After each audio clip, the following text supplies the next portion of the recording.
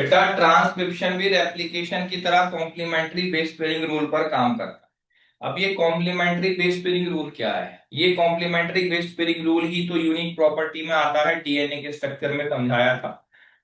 बेटा जैसे डीएनए का रेप्लिकेशन जो हुआ, अगर आप देखें डीएनए का रेप्लिकेशन, तो वो कॉम्प्लीमेंट्री बेस पेयरिंग रूल पर ही काम करके गया। जैसे एक डीएनए है ATCC GTAT, एक, ये मैंने 5 प्राइम ले लिया, ये मैंने 3 प्राइम ले लिया।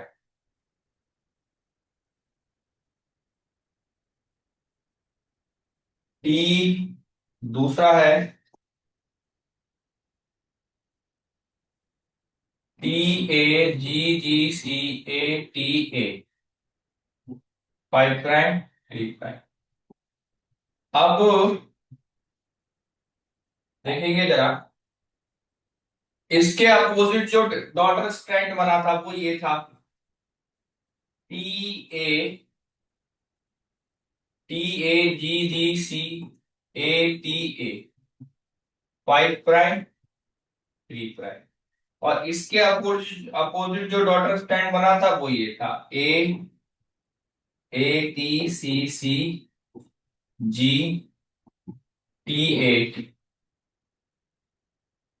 3 prime 5।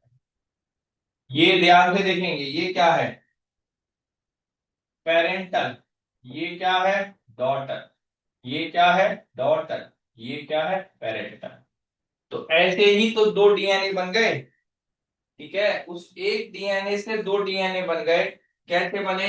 Complementary base pairing rule के हिसाब से। ठीक है, अब देखेंगे अगर, जैसे ये बेटा क्या है, ये दो, दीज आर टू, ये दो डॉटर न्यूक्लिक एसिड है, दो डॉटर डीएनए। ठीक है, जिसमें एक पेरेंटल स्ट्रैंड है और एक आपका, और इनका पेरेंटल क्या क्या बनेगा अगर मैं पेरेंटल बना दूं आपको?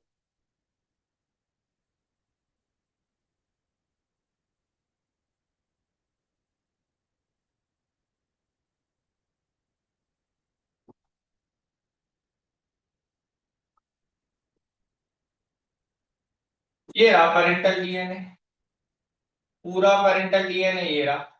और रेप्लिकेशन होने के बाद ये बन गया आपका डीएनए का रेप्लिकेशन। इस बात से भी दोनों बातें प्रूव हो रही हैं, सेमी सेमी कंजर्वेटिव वाली बात भी। ठीक, और आप ध्यान से देखें सेमी कंजर्वेटिव वाली बात भी पूरी हो रही है।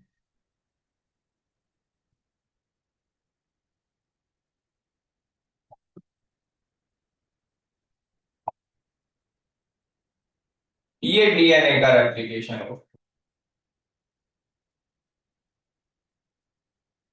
तो ये जो आधारित है, ध्यान देंगे, ये जो आधारित है, ये जो नया डीएनए डिपेंड है, ये वाली कंडीशन, ये क्या है?